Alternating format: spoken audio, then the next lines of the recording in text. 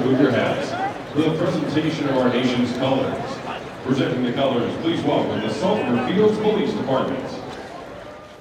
And here to perform the Star Spangled Banner, please welcome Chris Picciuolo.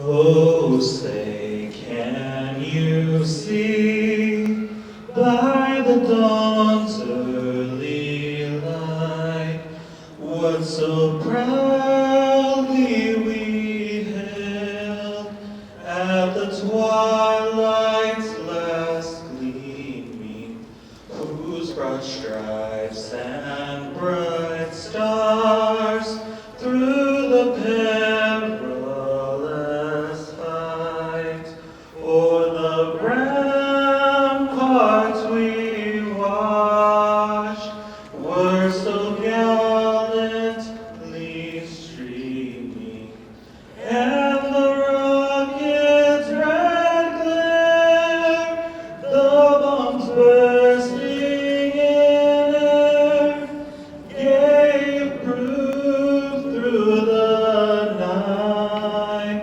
that our flag was still there. Oh, say, does that star-spangled banner yet wave o'er the land of the free and the home of the brave?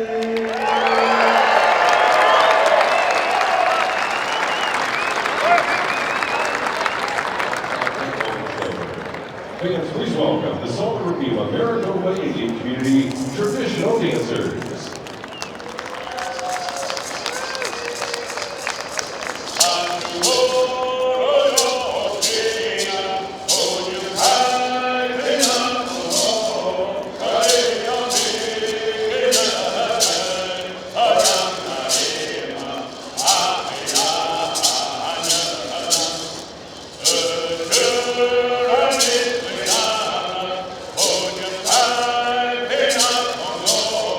Oh,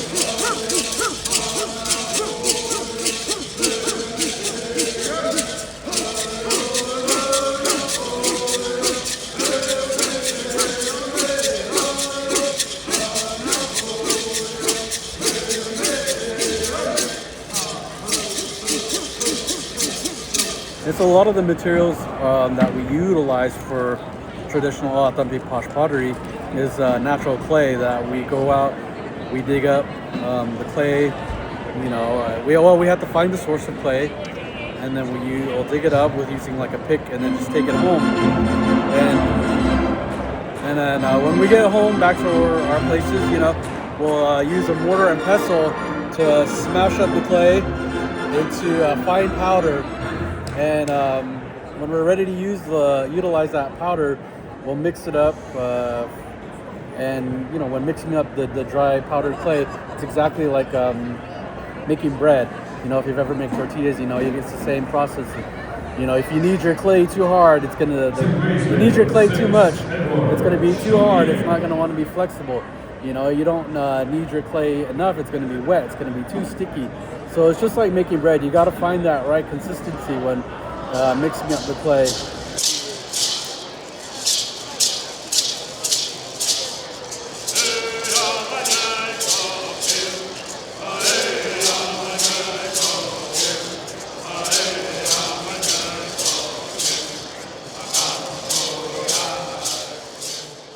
My name is Alice, and today I'm working on the bottom of a basket, and it's all black. And traditionally, well, a lot of times way back in the day, the bottom parts were mostly black because it's really durable. And baskets were used from storing food to hauling food to making food in to you can even hold water. So they had a lot of different uses, but the reason why the bottoms were always black is because it was the strongest. After it dries, it's like leather. So what I'm doing is this bottom's going to be all black, and it's going to be for a basket for a drum that was ordered. And so right now it's needs to be maybe twice this big, so I have a long ways to go on it. So what I'm doing now is it was dry, so I'm wetting the material so that it will be pliable. And if I kept it dry, it would break. So we kind of just use our fingers and we dampen the areas where we're working on, and let it kind of soak through, and then we can start working on it. So what I'm doing now is, like I said, the bottom's going to be mostly black, and so now I just have to make it grow. So I took a bunch of materials that I already had prepared, and so even though they're stripped and peeled, there's still some preparation that needs to happen. So, and that involves shaving the middle part out even more, so that the stitches don't get stuck as you're pulling it through the little hole when you're sewing it together.